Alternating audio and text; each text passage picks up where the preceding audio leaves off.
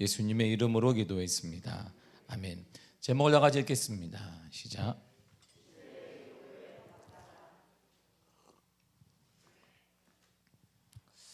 하나님을 만난다는 게 무엇인가? 오늘 이렇게 출발을 해요. 본문이 하나님 우리가 만난다는 거. 보이지 않는 하나님을 사람들이 만났다고 한단 말이에요. 여러분 하나님을 만나보셨습니까? 어떻게 생기셨나요? 키는 몇 cm이신가요? 뭐 하나님의 허리둘레는 얼마나 되나요? 하나님을 만나간다고 우리 말들도 하고 저도 하나님을 만났다라고 하는데 누군가 저에게 하나님 그 신발 사이즈는 몇 미 얼마 되십니까? 한다면 발은 못 봤는데 내가. 그럼 하나님은 나이키를 신고 있나요? 2000년 전에? 아니면 그 지푸라기 신발을 신고 있나? 그것도 내가 못 봤는데. 그럼 하나님을 당시 목사님 겨울에 만났나요? 봄에 만났나요? 내가 여름에 만났는데 여름에는 하나님은 그러면 슬리퍼를 신고 있나요? 아니면 겨울처럼 두꺼운 털신을 신고 있나요? 그렇게 물어보면 그러게 말이 하나님을 만나긴 했는데 참 그렇지.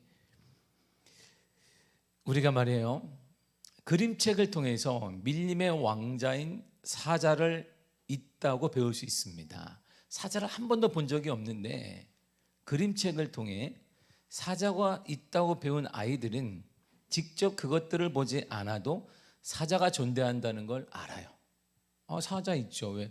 배웠단 말이에요. 선생님을 통해 엄마 아빠를 통해 이게 사자야. 그러니까 와 사자는 왕자야. 밀림의 숲속의 왕이란다. 와 그렇구나. 그런데 그러한 사자를 무서워하지는 않아요. 왜냐하면 아이들이 아는 사자는 종이에 그려진 그림일 뿐이지 실제적인 것이 아니기 때문입니다. 하나님을 우리가 믿지만 하나님을 직접 만나는 체험을 못한 사람들의 신앙이 이거예요. 하나님이 살아계시다고 하기에 믿기는 해요. 하도 들어서 교회 나올 때마다 살아계신 주 하나님은 살아계십니다. 하나님은 살아계십니다. 기도하는 거 뭐 주님 살아있으니까 저렇게 기도할 거야. 하나님이 살아계시다고 하기에 믿기는 하는데 실제로 만나보지 못했기 때문에 하나님에 대한 열정이 없는 거예요. 하나님에 대한 갈망도 없고 하나님에 대한 두려움도 없습니다. 하나님에 대한 기쁨도 없습니다. 하나님보다는 기쁨을 누가 더 주냐? 돈이 주는 거지.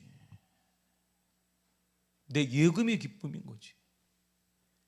내 주식이 기쁨인 거지. 집값이 올라가는 게 기쁨인 거지 뭐 하나님. 그래서 믿기는 믿는데 믿는 것처럼 살지를 못하는 거예요. 그래서 신앙생활이 밋밋해요. 그냥 10년 전이나 지금이나 똑같아. 아주 그냥 변화가 없어요. 좋은 뜻에서가 아니라 밋밋합니다. 하나님을 믿어도 그래야 자기 성격대로 나가고 자기의 감정대로 생각대로 믿게 되는 거예요. 그러나 개인적으로 하나님을 만나는 체험을 하게 되면 삶이 완전히 바뀌게 됩니다. 완전히 바뀌어요. 실제 산이나 들에서 사자를 만났다고 생각해 보세요. 그림으로 알던 애가 아니야. 어머머머. 그림으로 할 때는 이쁘고 이렇게 이야. 얘가 그림으로 할 때는 내가 사자 만나면 사자 이렇게 털도 한번 이렇게 만져봐야지. 털을 어떻게 만져 지금 사자가 앙대고 쫓아오는데 특별히 사자가 다른 동물을 꽉 물고 막 심도 그 휘가 뚝뚝 흘리는 걸 보았네. 거기다 대고 쫓아가서 내가 사자 털을 한번 만져볼까? 이렇게 하지 못한단 말입니다. 둘이 온몸이 마비되고 숨 쉬는 것조차 힘들어져요. 그리고 사자에 대한 인식이 완전히 바뀌게 됩니다. 벌벌 떨어. 사자 생각하면 이런 게 사자구나. 하나님을 직접 만나는 것도 이와 같은 거예요. 하나님을 개인적으로 만나는 체험을 한 사람은 이전에 밋밋했던 신앙 자세에서 완전히 달라지게 됩니다. 때로는 전혀 다른 사람처럼 보이게 돼요.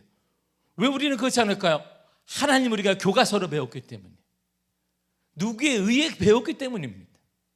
하나님 우리가 감정적으로만 배웠기 때문에, 뭔가 오면 만난 것 같은데, 눈물 좀 흘리면 만난 것 같은데, 그래서 선택의 기로에서 우리는 하나님을 선택하지 않아요. 기독교는 그래서 신비 종교가 아닌데 신비로운 요소가 있을 수밖에 없습니다. 눈에 보이지 않는 하나님을 만났다는 측면에서 보면 기독교가 신비로울 수밖에 없습니다. 그 만남이 없으면 열정이 없어요.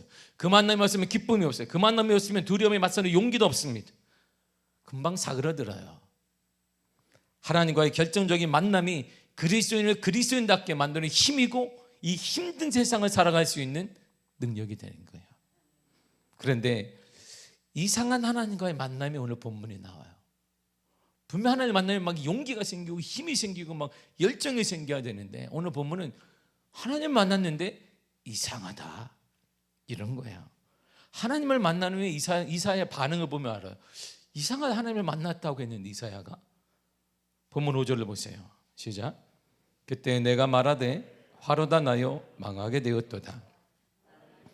부정한 사람이요 나는 입술이 부정한 거주하면서 만군의 여호와이신 왕을 배웠음이로다 하였더라. 아멘. 망하게 되었다.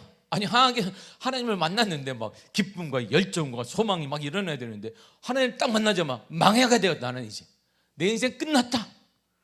나는 거 죽게 되었구나. 그 이유가 뭐냐니까 내가 하나님을 만났어. 우리 같으면 하나님 만나면 막 기쁨과 소망과 열정이 막 생기고 막 이야 기뻐야 되는데 이사야 고백은 내가 하나님을 만났어. 나는 이제 죽는 거야. 끝났다. 내 인생 끝나서 하나님을 만나서. 이처럼 구약시대에는 하나님을 만나면 기쁨이 아니라 죽음이에요. 하나님을 만난다는 건 죽음을 상징합니다. 레위기 16장 1절이에요. 시작. 아론의 두 아들이 여호와 앞에 나아가다가 죽은 후에 여호와께서 모세에게 말씀하시니라. 아멘. 아론은 대제사장이에요. 아론의 두 아들도 제사장입니다. 이들의 임무는 하나님께 나아가 제사를 드리는 것, 예배를 인도하는 것입니다. 근데 예배를 인도하러 나가다가 죽었어요. 예배를 인도하는 사람이 직무가 그건데 예배를 인도하러 그 직무를 감당하기 위해서 가다가 죽었습니다. 왜 죽었을까요? 죄 있는 상태로 하나님께 나아갔기 때문에.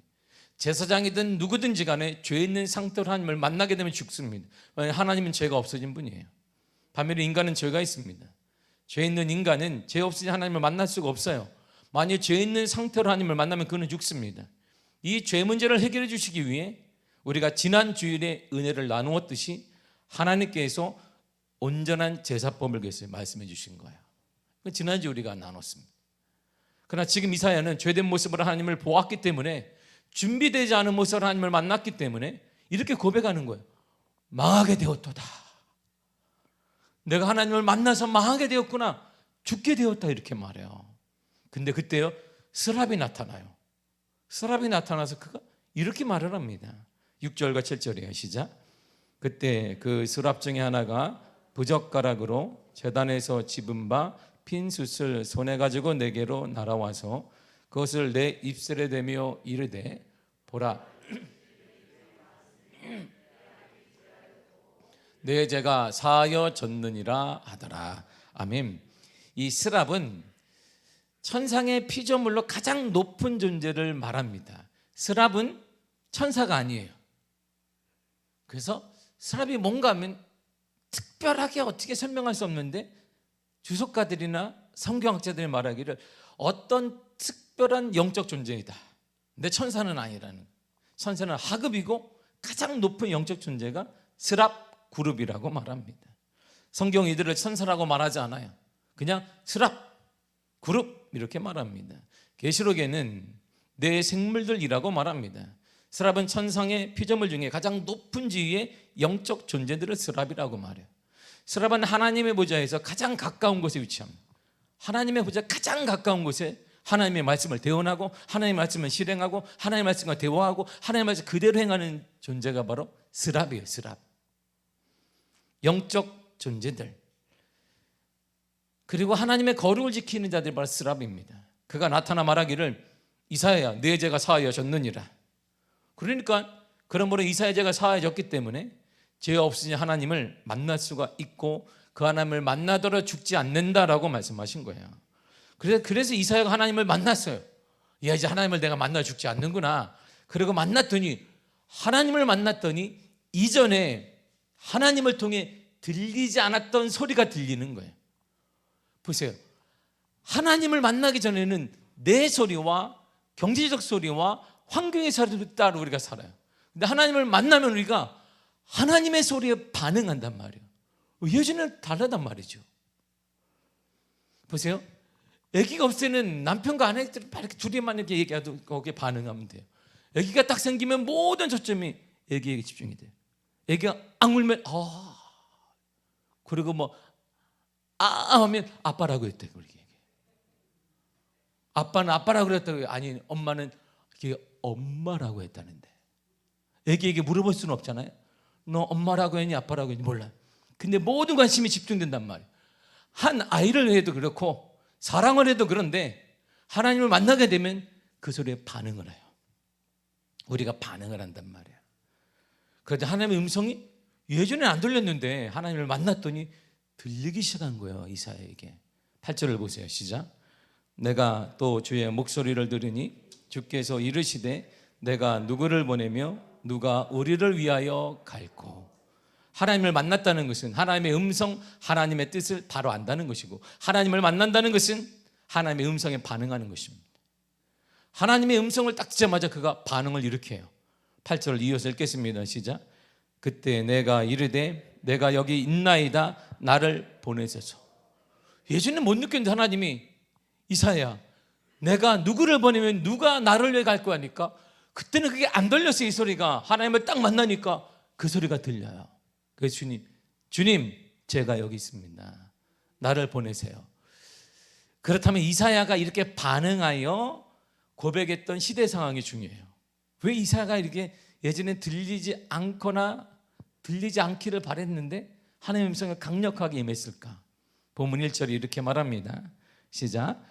우시와 왕이 죽던 해에 16세의 왕이 된 우시야는 남유다의 몇 명 안 되는 신실하고 훌륭하고 거룩한 왕 중에 한 사람이 바로 우시야입니다. 그는 아주 신앙적이에요. 하나님 앞에서 바르게 살려고 노력한 사람입니다. 백성을 하나님의 뜻대로 다스리려 또 힘썼던 왕이 바로 그 우시야 왕입니다. 그런 그를 하나님께서는 축복하셨습니다. 그런데 그 모든 일들이 잘 되니까 처음에 겸손한 마음이 사라져 버렸어요. 그리고 난데없이 교만해지기 시작했고, 심지어 자기가 하지 않아야 되는, 하면 안 되는 그 일을 그가 실행하게 돼요. 결코 하셔는 안 되는 일을 합니다. 그는 성전에 들어갔어요. 제사장들이 왕이여 왜 오셨습니까? 하니까 제사장 비키라, 비켜, 내가 제사를 드려야 되겠다. 80명의 제사장들이 막았습니다. 왕이 이 일은 당신이 하면 안 됩니다. 하나님의 기름 부음 받는 제사장들이 해야 됩니다. 그러니까 필요 없다. 나 때문에 잘 먹고 잘 사는 거잖아. 나 때문에 부귀영화 누리는 거잖아. 태평성대하는 거잖아. 제사장 다 나가라. 80명이 말렸어요. 왕이여 그러면 안 됩니다. 하나님이 기뻐하지 않으십니다. 그런데 다 무시해버렸습니다. 하나님 앞에 드리는 건데 뭐 어쩌나 아무나 드리면 되는 것이지. 그리고 분향을 그가 했어요. 예배를 인도해버렸습니다. 하나님께서 정하신 모범과 형식을 무시해버렸어요. 우시야 이 행동은 하나님에 대한 가장 기본적인 경건을 잃어버린 거예요. 그런 그의 모습을 보시고 하나님께서 우시야를 치셨습니다. 그 대단한 왕이 나병으로 죽게 돼요. 바로 문둥병에 걸리게 됩니다. 그리고 끝내 그 병을 앓다가 그는 죽게 됩니다. 바로 이때 이사야는 이때 하나님을 만난 거예요. 바로 이때 하나님의 음성에 반응하게 되었습니다. 우시야 왕은 믿음이 좋은 왕이에요. 그런 우시야를 보자 하나님께서 큰 복을 내리셔서 무려 52년 동안, 우시야가 52년 동안 왕의 재직을 했어요. 재위를 했는데 52년 동안 태평성대를 누렸습니다. 다 잘 돼, 이스라엘이. 남유다가 뭐 심으면 잘 되고, 남유다의 조공을 바치는 나라도 생기고, 전쟁을 하면 다 이겨. 하나님이 얼마나 복을 주셨는지 부강한 나라가 되었습니다. 남유다는 52년 동안 태평성대를 누렸고, 근데 우시야가 범죄한 이후에 유다는 신앙을 버리게 되고 급격하게 향락과 사치에 빠져요. 그러다 보니까 자연적으로 영적으로 타락하게 됩니다. 성경을 보게 되면 이스라엘이 영적으로 타락하면 동일한 일들이 반복되는데, 첫 번째가 뭐냐면 하나님께서 그들을 보호하시는 손을 딱 놔버려요. 이게 반복됩니다. 이게 성경의 내용이고 이게 사사기의 내용이에요. 첫 번째 현상이 뭐냐, 하나님이 이스라엘을 꽉 잡고 있어요. 보호하는데 그 손을 딱 놔버려요. 하나님께서 보호하시는 손을 놓게 되니까 여지없이 이방 나라들이 쳐들어와요. 이방 나라들 그 틈을 비집고 들어와서 악행이 곱비 풀린 망아지처럼 날뛰기 시작합니다. 그래서 이스라엘은 이들의 압제를 받고 고난을 받고 빼앗기고 노예가 되어지고 심한 고생을 당해요. 그래서 우시야 왕이 죽을 무렵에 태평성대가 다 끝나버렸습니다. 국제사회에서는 지각변동이 좀 일어나요. 당시 이스라엘 북쪽에 작은 나라였단 말이에요. 아수르라는 나라가. 그런데 이 나라가 땅을 점점 넓혀갑니다. 전쟁을 통해 계속 확보를 해요. 주변 나라를 침략합니다. 그리고 빼앗아요. 그러면서 점점 가장 큰 강대국이 되었어요. 이스라엘이 근데 또 남쪽에 있는 이집트가 북쪽에 있는 아수르를 보고 이들도 확장 정책을 핍니다. 그래? 우리도 확장하자. 전쟁을 또 일으켜요. 조그만 경상남부터만한 작은 나라, 그 중에서 반이 딱 잘렸단 말이에요. 남유다가. 이 남유다의 반이 지금 북쪽의 아수르와 남쪽의 이집트로 인해 어떻게 될지를 모르게 되고 있습니다. 언제 전쟁이 일어날지 몰라요. 이런 시대 상황 속에서 사람들은 깊은 우울감에 빠지게 됩니다. 이제 우리는 어떻게 되는 거야? 우리나라는 어떻게 되는 거지? 두려움이 생겨요. 강대국 사회에서 어느 쪽을 선택해야 되는 거야? 아수르 편에 서야 되나? 이집트 편에 서야 되나? 고민하게 돼요. 지금 우리의 모습과 같아요. 여러분, 지금 대한민국의 모습과 똑같습니다. 대통령 선거가 끝났습니다. 끝나기 무섭게 북한은 대륙간 탄도미사일 등 핵보유를 무기로 우리를 자신들의 손 아래 계획에 넣으려고 합니다. 그 대한민국의 주변을 강대상 우리 강대국들이 자신들의 이익에 따라 여러 가지 해법을 논하고 있어요. 그런데 놀랍게도 우리는 할 수 있는 게 없어요. 우리나라가 독자적으로 무엇을 어떻게 할 수 있는가를 고민해 보지만 답이 없습니다. 나라의 결론은 딱 하나야. 강대국들의 결론은 자신들의 이익을 쫓아갈 거예요. 대한민국의 유익은 관심이 없어요. 모두가 자신들의 이익을 쫓아갈 것입니다. 그러니까 우리는 남유다처럼 지금 눈치만 보고 있는 거 어떻게 해야 되나? 누구를 잡아야 되나? 중국과 친해져야 되나? 미국과 손을 잡아야 되나? 어떻게 멈춰야 되나? 우리가 할 일이 없기 때문에. 이게 남유다의 상황과 우리나라가 지금 판박이가 되어버렸습니다. 이러한 영적 시대적 상황에서 하나님은 뭘 하실까요? 사람을 찾는 거예요. 사람. 하나님은. 그래서 하나님은 당신의 마음을 듣기를 원하셨습니다. 이전에 듣지 못했던 하나님의 음성을 들었던 이런 소리였어요. 내가 누구를 보내며 누가 우리를 위하여 갈고. 이사야에게만 얘기했을까요? 모든 사람에게 얘기했을 거예요. 근데 이들은 하나님과 만남이 없는 거예요. 교회 생활을 하는데 예배당에 나오는데 11시에 나오는데 하나님과 만남이 없는 것입니다. 우리가 하는 하나님은 종이 호랑이, 종이 사자. 알지요? 들었지요? 누굴 통해 알지요? 하나님 이렇게 생겼다면서요. 내가 만나기만 해봐. 문제만 생기면 내가. 사자 만나면 내가 사자의 털을 뽑듯이 내가 이 문제 생기면 내가 예수 이름을 이길 수 있어. 맨날 들었기 때문에. 근데 막상 문제가 딱 생기면 덜덜 떨기만 해요. 우리가 이거 어떡하나? 아이고 우리는 망했다. 아이고 교회 다니는 소용이 없다. 이게 반복되는 거예요. 우리의 일상이 이게 반복됩니다. 신앙에 아무 유익을 못 준다 이렇게 말해요. 왜일까요? 진정한 우리가 만났던 하나님은 종이 속의 동화책의 사자에 불과한 것이기 때문에 실질적으로 만남을 가져본 적이 없기 때문이에요. 이사야는 타락한 조국의 상황을 보고 마음이 아팠습니다. 그래서 그는 하나님 앞에 부르짖기 시작했어요. 그랬더니 놀랍게도 하나님이 나타나셨네. 1절을 보세요. 다 같이 읽겠습니다. 시작. 우시야 왕이 죽던 해에 내가 본즉 주께서 높이 들린 보좌에 앉으셨는데 그의 옷자락은 성전에 가득하였고. 아멘. 이사야는 무엇을 보았어요? 최대 절대 권력자인 왕, 지금까지 52년 동안 태평성대를 가져온 우시야 왕은 죽었습니다. 그 후에 나라가 혼란에 빠졌습니다. 백성들은 절망하고 있습니다. 우울증의 환자들이 늘어나고 있습니다. 소망이 없다라고 말하고 있습니다. 근데 그 더 충격적인 것은 이러한 혼돈 시대 속에 하나님은 여전히 이 나라와 함께 있는 것을 본 거예요. 하나님은 여전히 이러한 불평등하고 불공정한 사회라고 우리가 한탄하는 이러한 시대 속에서도 하나님은 보호하시고 살아계시고 여전히 함께하고 있다는 것을 보았습니다. 하나님이 성전에 여전히 가득하구나. 하나님 우리를 떠난 게 아니구나. 우시야가 죽든지 누가 뭐 하라든지 하나님은 성전의 가득에 우리와 동행하시는구나. 나라는 혼란에 빠질 수 있습니다. 위대한 지도자도 이룰 수 있습니다. 질병에 걸릴 수도 있습니다. 물질적인 손해를 볼 수도 있습니다. 내가 바라던 꿈이 좌절될 수도 있습니다.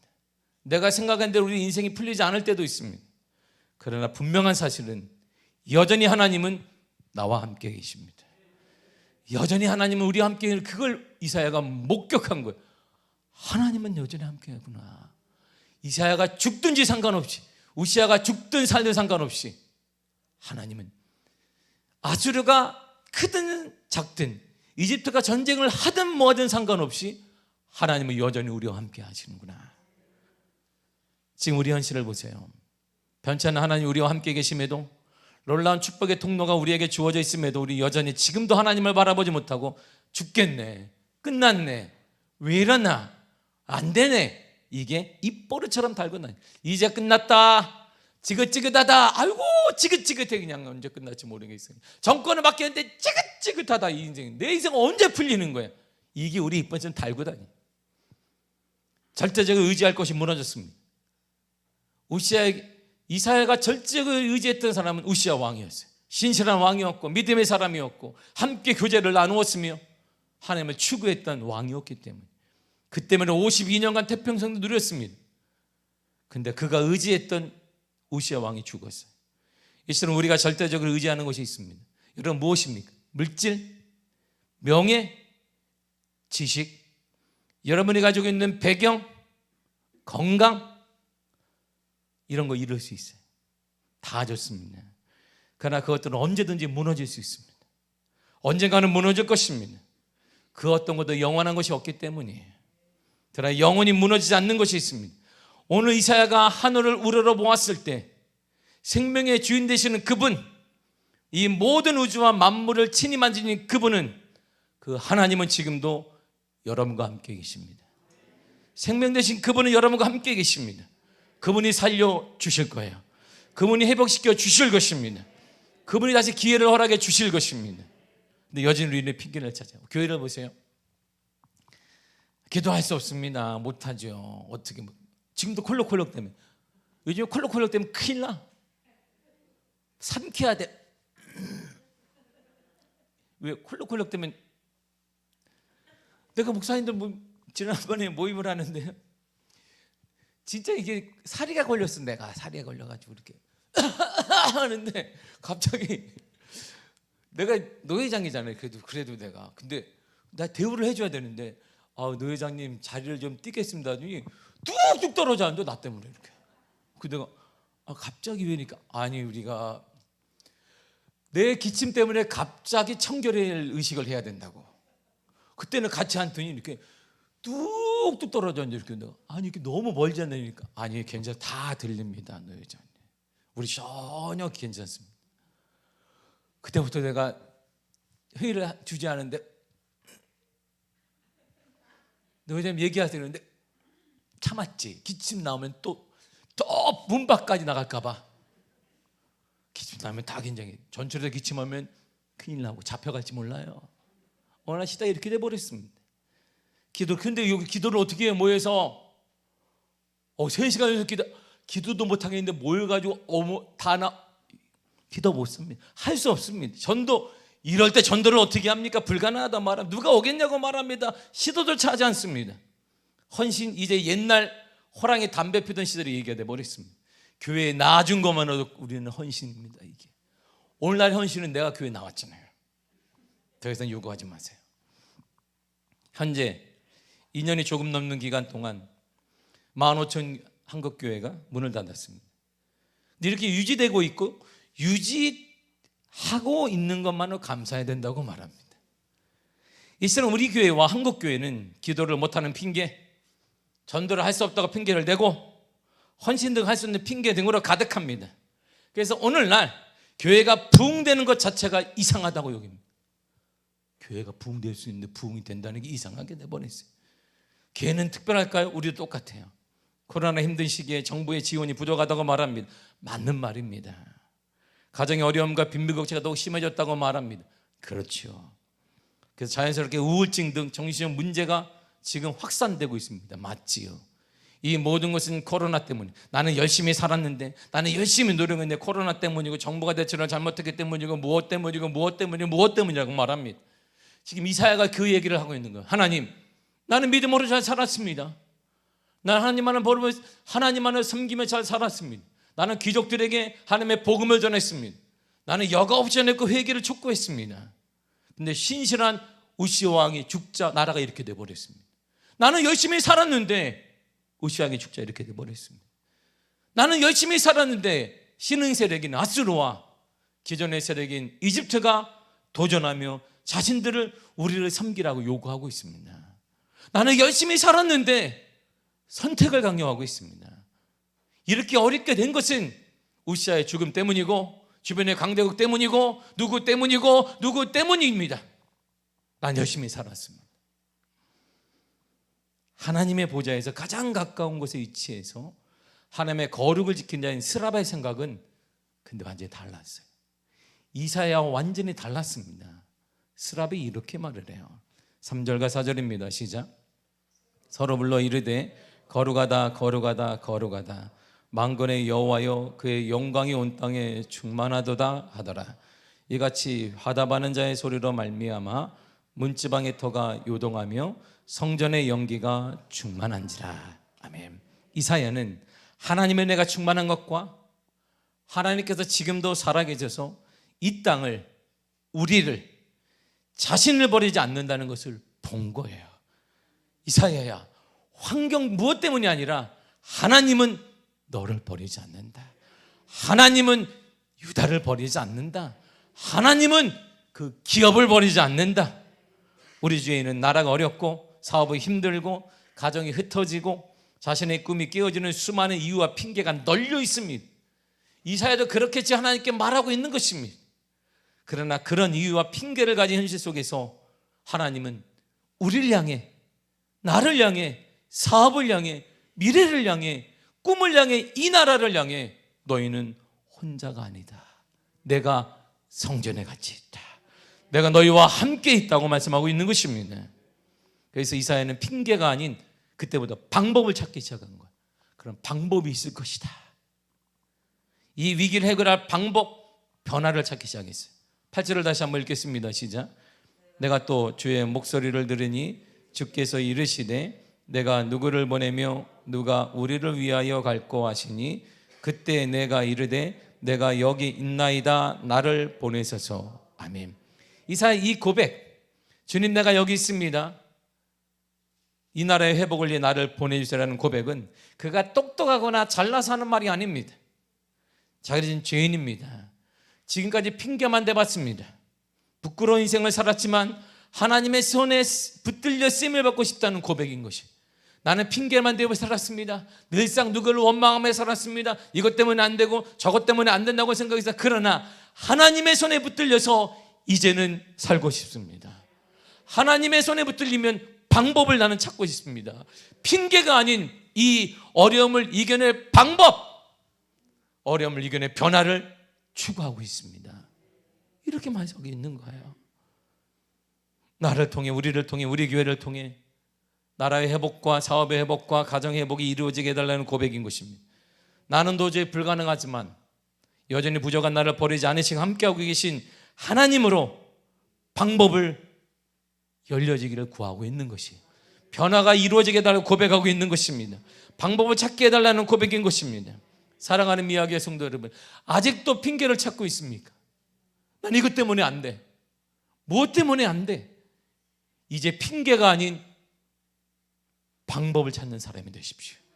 하나님께 변화를 추구하는 사람이 되십시오. 방법을 달라고 기도하시기를 바랍니다.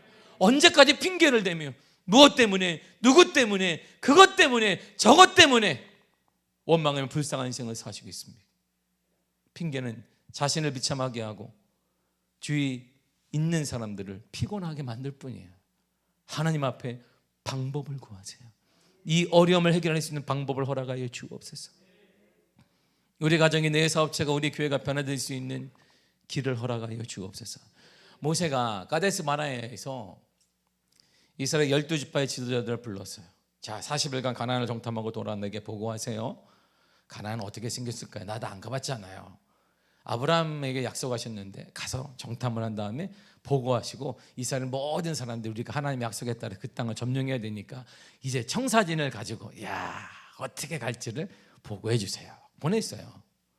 그러니 40일간 다 정탐한 다음에 이들이 모세와 이스라엘 백성들 앞에서 보고를 합니다. 자, 저희들이 보고하겠습니다. 들어보세요. 이렇게 보고를 해요. 민수기 13장 31절에 33절입니다.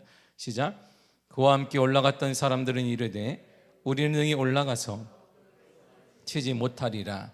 그들은 우리보다 강하니라 하고 이스라엘 자손 앞에서 그 정탐한 땅을 악평하여 이르되 우리가 두루다니며 정탐한 땅은 그 거주민을 삼키는 땅이요 모든 백성은 신장이 장대한 자들이며 거기서 네피림 후손인 아낙 자손의 거인들을 모았나니 우리는 스스로 보기에도 메뚜기 같으니 그들이 보기에도 그와 같았을 것이니이다. 아멘.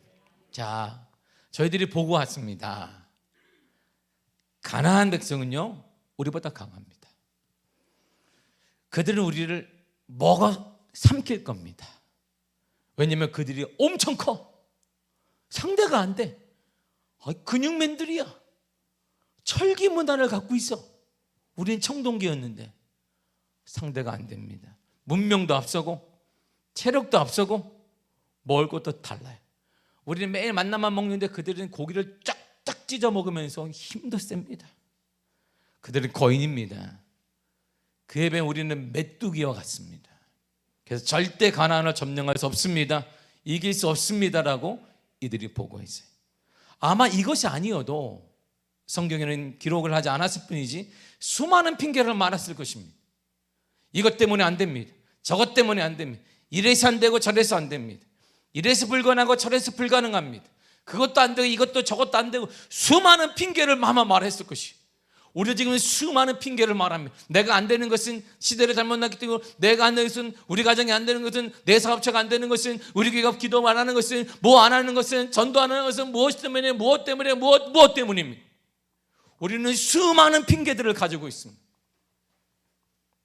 그러나 이 시대가 원하는 인재는, 이 시대가 원하는 사람은 핑계를 대는 사람이 아니라, 이 시대가 원하는 사람, 이 시대에 살고 있는 주님께서 원하시는 사람은 핑계의 사람이 아니라 방법을 찾는 사람을 원하시는 거예요.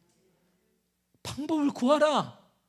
방법을 하나님께 구하는 사람을 원하는데 우리 여전히 이게 똑같은 말이 계속 반복돼요. 반복되니까 우리의 자녀들은 이것이 훈계가 아니라 잔소리 들리고 귀를 닫아버리고, 옆에 있는 사람들은 떠나고 상처 내어지고, 나는 좌절하게 되는 우울감에 빠지게 되고, 내 인생은 내가 안 되는 인생을 스스로 나는 좌절케 만드는, 자포자기하게 만드는 일이 일어나게 되는 거예요. 이 시대가 원하는 사람은 핑계를 대는 사람이 널려 있습니다. 여러분이 굳이 신문을 보지 않아도 널려 있어요. 누구 때문에 핑계 다 누구 때문이라는 것입니다. 누구 때문에 이렇게 됐다는 것입니다. 누구 때문에 이렇다는 것입니다. 그런데 누구 하나 이것을 온전하게 나라를 세우고 하기 위한 방법을 찾는 사람이 없어요. 이것이 지도자인데, 이것이 가장인데, 이것이 사업체를 이끌어가는 사람인데 방법을 찾는 사람이 없어요. 이때 갈렙이 고백을 딱 해요. 이러한 식관 사람들이 우린 죽었구나, 끝났구나라고 하는데 모든 사람이 슬퍼할 때 갈렙이 이렇게 고백합니다. 민수기 14장 9절입니다. 시작. 다만 여호와를 거역하지는 말라. 또 그 땅 백성을 두려워하지 말라. 그들은 우리의 먹이라. 그들의 보호자는 그들에게서 떠났고 여호와는 우리와 함께 하시느니라. 그들을 두려워하지 말라. 지금 10명의 사람 모여서 안 돼, 이래서 안 돼, 저래서 안 돼, 이래서 불가능해, 저래서 불가능합니다 라고 하는데 갈렙은 딱 한마디입니다. 우리의 먹입니다. 그 이유를 딱 얘기해요. 하나님이 우리와 함께 하시기 때문입니다. 이사야가 처음에 우시야 왕을 딱 보고 좌절할 때 본 게 뭐였어요? 성전에 하나님의 영광이 가득하더라. 아무리 어려운 상황 가운데 이사야가 깜짝 놀란 건 하나님 우리와 동행하시는구나. 동일하게 갈렙이 얘기해요. 하루는 주님께서 예수님이 사람들을 청했습니다. 사람들 보내서 야, 다 오라고 해라. 내가 청했으니 다 오라고 해라. 내가 손님들 청했으니 아무것도 들지 않으니까 와서 즐기고 와서 행복하게 다 하루를 즐기라고 해라 청했습니다. 이때 사람들은 주님이 청했습니다 하니까 나 못 가요. 장가도 가야 됩니다. 못 갑니다. 직장에도 열심히 해서 인정도 받아야 됩니다. 비즈니스가 바쁩니다. 가정을 더 알차게 꾸려야 됩니다. 학원도 다녀야 합니다. 사업도 확장해야 됩니다. 꿈을 이루기 열심히 시간을 써야 합니다. 그래서 저는 못 갑니다. 사람들 저마다 핑계를 대면서 주님의 청함에 반응이 있습니다. 그래서 주님이 이렇게 말씀하신 거예요. 마태복음 22장 14절입니다. 시작. 청함을 받은 자는 많되 택함을 입은 자는 적으니라. 아멘. 이 말이 우리식으로 핑계를 대는 자는 많되 방법을 찾는 자는 적음이라 이런 말이에요. 우리 공동체도 마찬가지. 핑계를 대는 자는 많아요. 뭐 때문에 안 된다고 하고 뭐 때문에 힘들다고 하고. 근데 이 어려운 가운데 이 우리 조건 가운데 하나님의 방법을 찾는 데는 적어요. 더 이상 하나님께 핑계대지 마십시오. 여러분이 할 영역을 하나님께 미루지도 마십시오. 단지 남에게 기도해 주세요라고 하지 말고 우리 자신부터 적극적으로 기도의 삶을 사시기를 바랍니다. 가만히 앉아서 감 떨어지듯이 이렇게 입만 쫙 벌리지 말란 말입니다. 여러분의 그 문제로부터 적극적으로 벗어나기를 원하시기를 바랍니다. 필사적으로 그 문제에 대항하세요. 그래서 간절히 도움을 주님께 구하시기를 바랍니다. 일체의 주님 왕도에 맡겼다면 의심하고 원망하고 불평하지 마시기를 바랍니다. 그리고 분명한 사실은 포기하지 마세요. 타협하며 여러분이 타협하면 성령님도 여러분을 위해 해줄 것이 없습니다. 우리가 핑계를 멈추고 방법을 찾아야 하는 이유가 여기 있습니다. 우리 주님이 변화의 주님이실 뿐만 아니라 문제 앞에 길을 내는 방법을 보여주시는 분이기 때문이에요. 잔치 때 하루는 포도주가 다 떨어졌어요. 예수님의 어머니가 예수님이 말도 안 했는데 일하는 사람들을 모았습니다. 자, 예수님께서 말씀하시면 의심하지 말고 그대로 하세요. 그냥 묻지도 마세요. 이해가 안 돼도 그냥 그대로 하세요. 그랬더니 정말 이해 안 되는 말을 예수님이 이렇게 하셨어요. 요한복음 2장 7절과 8절입니다. 시작. 예수께서 그들에게 이르시되 항아리에 물을 채우라 하신지 아기까지 채우니 이제는 떠서 연회장에게 갖다 주라 하심에 갖다 주었더니. 아멘. 그래서 물을 떠서 갖다 주라니 이해 정말 안 되잖아요. 아니 포도주가 떨어지면 포도주를 넣어야 되는데 주님 물을 잔뜩 붓더니 갖다 줘라. 아니 이러면. 그런데 예수의 어머니 마리아가 그 전에 한 말이 있어요. 이해되지 않더라도 그대로 해라. 이해되지 않을 말을 하실지도 모르는데 그대로 하라는 것입니다. 이후에 갖다 줬더니 이후에 잔치에 온 사람들의 반응이 정말 충격적입니다. 9절과 10절이 이렇게 말해요. 시작. 연회장은 물로 된 포도주를 맛보고도 어디서 났는지 알지 못하되 물도 온 하인들은 알더라. 연회장이 신랑을 불러 말하되 사람마다 먼저 좋은 포도주를 내고 취한에 낮은 것을 내거늘 그들은 지금까지 좋은 포도주를 두었도다 하니라. 아멘. 물로 된 포도주를 맛보았는데 물로 된 포도주는 물을 줬으니까. 그런데 사람들이 뭐라고 했냐면 좋은 포도주를 두었느냐 이렇게 말해요. 주님은 방법과 변화를 주시는 분이십니다.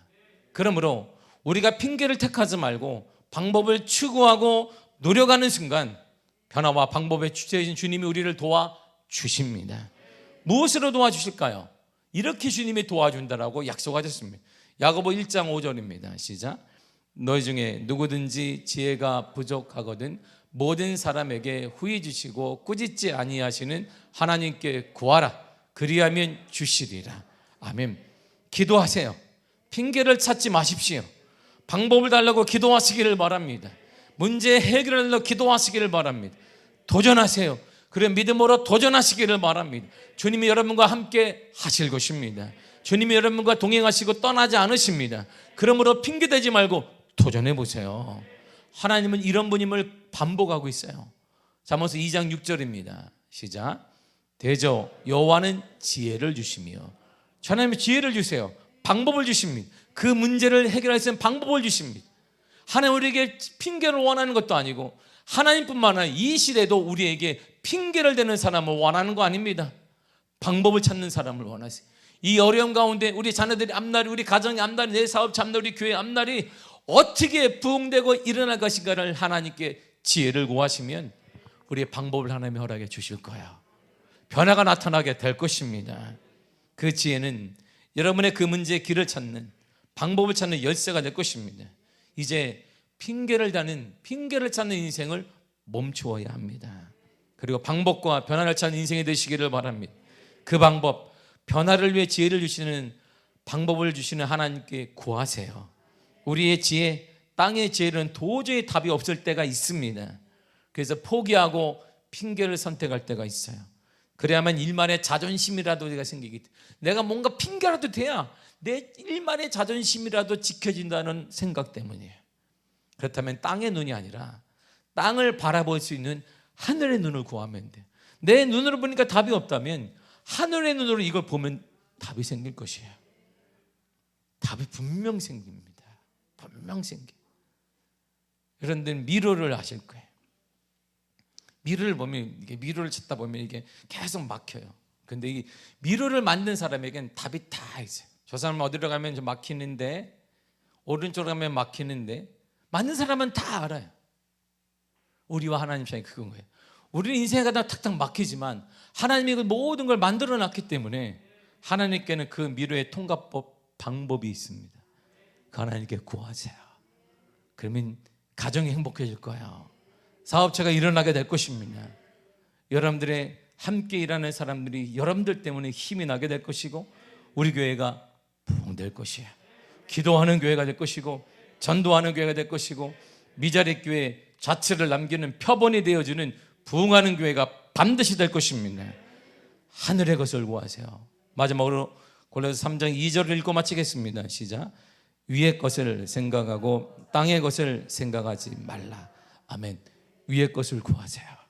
하나님의 눈을 구하세요. 하나님의 생각을 구하시면 하나님이 이렇게 보시면 답이 보일 거예요. 이런 놀라운 은혜가 여러분들의 삶에, 여러분들을 통해 하나님의 거룩한 방법이 열려지는 역사가 나타나게 되기를 간절히 축복합니다. 함께 이 시간에 통성으로 기도하겠습니다.